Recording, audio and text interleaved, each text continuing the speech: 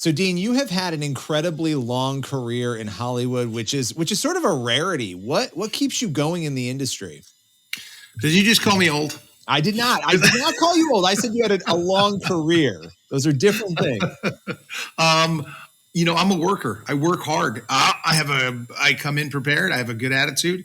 I do my job. I don't cause any trouble, and that's it. I mean, I think that's so important. I know when to close my mouth and do what I'm supposed to do. So I'm a professional. If I get hired, I'm going to come in prepared. I'll be on time. And in this business, that's job one. And people know that I'm going to come in and do my job and not cause trouble and get out of there. Yeah, I mean, you're a hard worker. You're also somebody in your private life or public life, I guess, but outside of acting, you've spoken up about the things you believe in, faith, some politics here or there. What is it like being in the industry as a Christian, as a conservative? What is it like? I guess the ideology is that that's a different way of thinking than most of Hollywood. So how do you navigate that? Well, I think it's just frowned upon in Hollywood. It's like, I even tell people if I were a young actor just beginning, I'd probably keep my mouth shut, just because people, I'll work with anybody. I disagree politically with, Rob Reiner and De Niro and guys like that, but I'd work with them in a heartbeat. They're extremely talented filmmakers and people. And I think that's vibrance. That's vibrant. When you have people who can disagree and have a conversation, that's always the answer. More speech, not less speech. And so, but there are a lot of people who just won't. It gets tribalized so much in Hollywood, and people just won't. They won't want to work with somebody. They consider me because I'll talk about being a Christian, or and they'll say, oh gosh, I can't have him on the set because he'll cause trouble. I'm like, you ain't getting any trouble from me. I mean, if you ask opinion, I'll give you an opinion. But I mean, it's just an odd thing. And so people like to stay in their echo chambers. Sometimes they get comfortable with it, especially these days with the internet, because everybody loves to pile on, and they just pile on somebody if they disagree with them, and they attack them personally. And I think that's a very dangerous game. That cancel culture stuff is a very dangerous game. You need to be held to account for the things you say, but the things that I say are really historically not very controversial. Right. But today, in today's age, with the current zeitgeist, they've got kids and people thinking differently. Yeah, well, no, it's crazy. And to your point, the ability to agree, to disagree, and to be friends with people who are different. I mean, this seems like common sense, and yet it's not just Hollywood. It feels like nobody can do that anywhere now. There's no interest in doing it. And yet I've often found, for me, I mean, I live in New York, right? So I live in New York, and I'm like an evangelical Christian conservative in New York. And so I would have no friends if I didn't talk to people who were different, right? I mean, like that's just, so it's second nature to me. But, for you though, being in the industry, you do continue to speak out about the things you believe. Are there ever times where you're like, maybe I shouldn't, or I'm going to pull back, or you're like, what keeps you speaking out, I guess? Well, there's a saying, this one, and I'm sure you've heard it a million times. You may not be interested in politics, but I promise you, politics is interested in you. And I explained this to my son, who's 23. He's a college kid. He's trying to find his way. And you look at what's happening with the college kids today and the way they're sort of indoctrinated, and they're saying things that they literally have no understanding of what they're standing for or what things they are saying. So it's really frightening. So I'll have this conversation with him and his peers, and I say, look, what, like, if you look at this current conflict, the war in Israel and in Gaza and what's going on with Hamas, it's so clear. Like, what is the problem? You can look through and go through every point and explain to them, that Israel and the Jews have always been on that land, that Hamas is a terrorist organization and has no interest in peace. They love death, and they make them those who die there as martyrs, and they think that's the highest achievement you can get. And the Jews love life and the sanctity of life. And then you look at this terrorist attack on October 7th, and you go through everything like that, and then you hear some college kid go, "Yeah, but they're an occupied land, and it's okay." They haven't seen that footage of what these people have done. They haven't experienced it. They don't have any idea what they're talking about. And history will not look kindly upon that because it's embarrassing. History doesn't look kindly upon, the Nazis and the concentration camps and Auschwitz, which I've visited with my son and seen everything and studied it, and I just look at what's happening now and I go, this is impossible.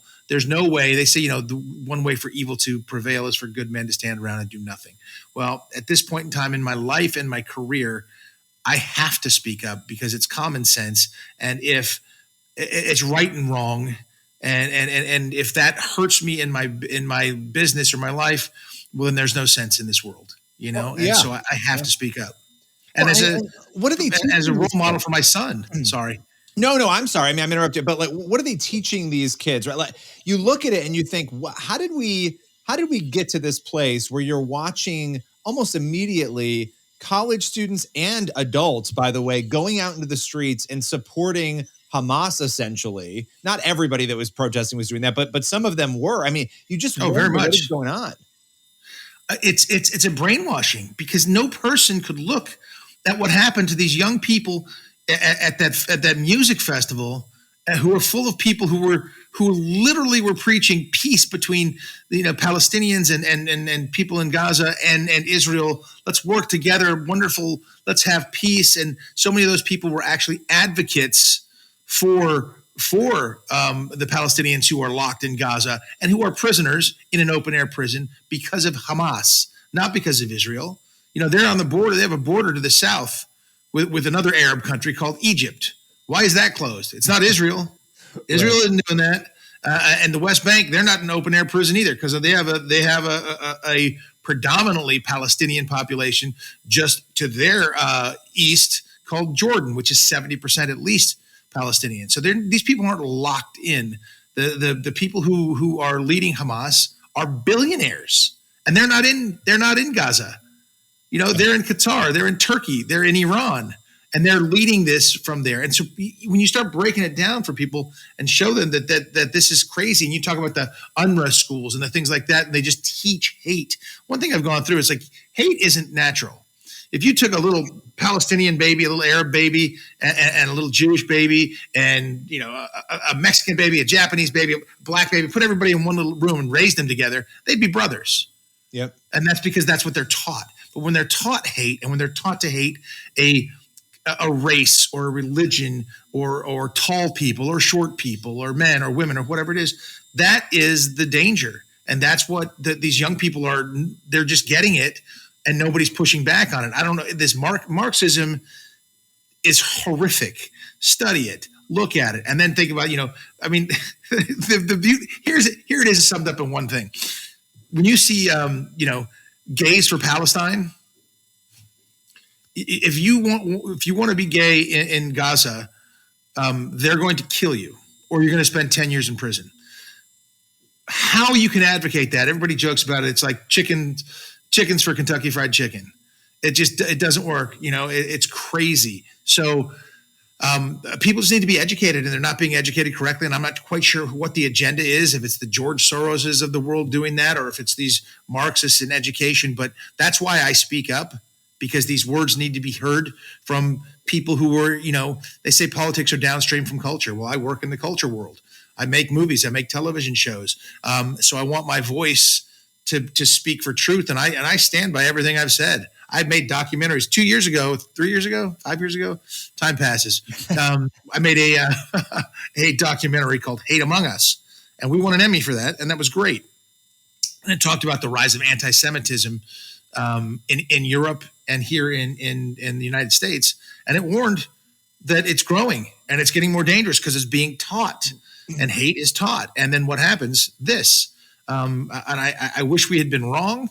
I wish we had sounded the alarm for seemingly nothing. But when you look at what's going on now in these protests and people marching, thousands of people, and it's really frightening. So that's why I think it's so important for young people to really understand what they're talking about and really pay attention. Because I think, and question authority. We were taught to question authority, question those who are teaching us. Nowadays, if you do that, you're thrown out, and that's a problem. Yeah, question whatever you're hearing, right? And you arrive at the truth when you have a chance to do that, to vet the details, to say, is this really true? That's not the world we're living in, though. Hollywood media universities, they are selling one narrative, and we're watching, I think, the fruits of that, and they're very spoiled fruits right now, unfold. And I have to ask you also, because I know that you left California, which is really fascinating, and you moved out. Talk about that a little bit. What drove you out of California? Oh, I thought there was no way in the world I would ever leave Malibu, California. It's a paradise. Greatest weather in the world, beautiful open air. It's just so lovely. Thank you, God, for that place. However, I used to say this when I would look at San Diego and then Tijuana right next to it. I'd say, what's the difference between San Diego, vibrant, thriving economy, gorgeous and lovely, and then Tijuana, which is a border town, just like San Diego is, but run down, very, very poor, crime, et cetera, et cetera. The difference is government. The difference is government. And the government in California has lost its mind. It's gone crazy. It's gone insane, in my opinion, with the amount of regulation, the huge amount of taxes. I mean, I fought a custody battle in California for joint custody of my son. And one of the laws that they're trying to pass now in California was, if you're in a custody case and you don't affirm your child's gender, Yep. I'm sorry, not even gender, identity, Yes. then you could lose custody of your child and they could take that child, or they'd award it to the other parent. My son, when he was little, wanted to be a bird. I didn't dress him up in bird costumes. I didn't put feathers in his hair. But I bet you they'd try to use that against me. And it sounds ridiculous, but this stuff happens. No, it's it as is ridiculous as saying your boy is a girl. Mm-hmm. So all these things in California and the taxes, oh my gosh, I moved to Nevada. There's no personal income tax, no state income tax. That saves me 13% off the top. Just chop it off the top. I mean, your taxes should be no higher than 13%. I mean, period. When I used to feed my son, I would make him breakfast in the morning, and then I made breakfast, so I go up tax, and I would take a bite. And he's like, what is that? What is this taxing? Why do you? And I'm like, if your dad makes $1, how much do you think I take home? And he's like, $1. I go, no, man. I bring back less than half. He's like, what? I'm like, yeah, taxes. That's where my money goes, into taxes. But so in California, you're getting hit on the personal income tax. You're getting hit on gas tax, energy tax, clean air tax, boom, boom, boom, boom. And any tax the government puts in, they never get rid of. So it's getting absolutely ridiculous there. And I said, I've had enough of this. And my parents, they moved out to Nevada a year and a half before I did. And they were really enjoying it. And life seemed pretty good. Plus, they're getting older. And I said, you know what? I think I should be out there. And my son agreed. He's like, Dad, there's nothing for me to do here in Malibu. I can't go to concerts. If you go to SoFi Stadium to go see something, it takes 3 hours to get there to party. It's just a nightmare. So we moved out here to Nevada, and everything about it is fantastic. I mean, your dollar goes so much further. The home we moved into is 10 times the house for a significantly less money than my Malibu place. And it's just everything about it. I feel like I'm cheating and they're going to come get me and they're going to be like, no, you got to come back here and do this. I've been, you do work in my business and, everybody's like, well, you do a series and everybody's like, oh, you have enough money for the rest of your life. No, you don't. You do not, especially when it's your first big series. I won't do a series now because I wanted to be a parent, and I don't want to work on a set 18 hours a day. I want to have some balance in my life. And that's why I haven't done that. But you got to be smart with your money, because that money's not going to come in every week or every month or every year like it did when you're doing a series. You're paying for that with your time. I chose to be a father. I wanted to be a present father to my son. I've been smart with my money. I've done very well in real estate with my money, which I've been very careful. My real estate, decisions have been very smart. Genesis Gold Group is a gold group I work with. They're fantastic. I'm going for longevity, and that's why that Princeton degree, that Princeton football helmet over there means something. I was taught a lot of smart things back in the day before it started turning a little bit too politically liberal. But we can get into that later. Well, let's talk about Genesis Gold Group, because it's interesting. Right now they're all into Bitcoin and all these other things, and yet you're looking at things a little bit differently here. Talk about your work with them. Well, listen, I don't understand the cryptocurrency stuff because I can't figure out what's behind it, what backs it. It feels like it's this ether thing, and then you look at a guy like Sam Bankman-Fried, who is donating billions of dollars running around. it's just, it feels like just it's monopoly money. It's not even real. So I don't understand what that is. Even the US dollar coming off the gold standard, like what backs the United States currency? Nothing now. It's a fiat currency. There's nothing there. So our government can just print. And under this current administration, what have they done? They have printed trillions of dollars. And when they print money, it makes your cash worth less. So I was looking at, what kind of investments are smart. You look at the people who are really wealthy, they're making investments, and that's capitalism, and it makes great sense. You're risking money to do things. But, getting into real estate, I've owned and sold, 10 properties, and it's been wonderful for me along the way. But then what do? Do you invest in the stock market? I've been doing that for a long time. I watch it go up and down, this way, that way. You hold on to cash. Does that work out for you? Well, my sister, I created an IRA for her 20, 30 years ago. Did really well for a while, but would go up and down. In the last few years, she called me and she goes, "Hey, my IRA it's becoming worth less." And I go, "Yeah, well, that's because they keep printing money. That's inflation. When inflation's coming along, that's a tax on everybody." And I said, "Okay, Crescinda," that's my sister's name, Crescinda. And I took this 1924 gold coin that I have, a $20 gold piece. And I explained it like this. I said, "Okay, well, I said in 1924, this $20 gold piece could buy the nicest tailored suit made. Phenomenal. Also, $20 bill could have bought that suit. Today, a $20 bill will buy you, 2 cups of coffee at Starbucks. But this same 1924 gold coin here will still buy you the nicest tailored suit there is, because gold holds its value, precious metals." So I tried to explain to her, you can turn your IRA into holdings of precious metals, whether you want to hold it on to I like to hold my own, but everybody has their own way of doing so. And for me, it's the smartest thing to do. If you look at, don't quote me on this, but it's somewhere in the ballpark. And if you're at home watching this, do your own research on it. I think since 2000, since my son has been on this planet, the buying power of the dollar has decreased like 35% or something, but the buying power of gold has increased like 500%. Now, I'm no mathematician, Billy, but those numbers, that buying power seems to mean something to me. And you got to be smart and on top of it in this day and age. And that's been something that's been very, very effective for me. Yeah, so it's Genesis Gold Group. And I got to tell you, you're a jack of all trades, because we've hit on everything from Israel to gold to your career in Hollywood to you vacating California. And we got to have you back again sometime very soon. Appreciate your time today. I would love to, my friend. It's great talking to you always.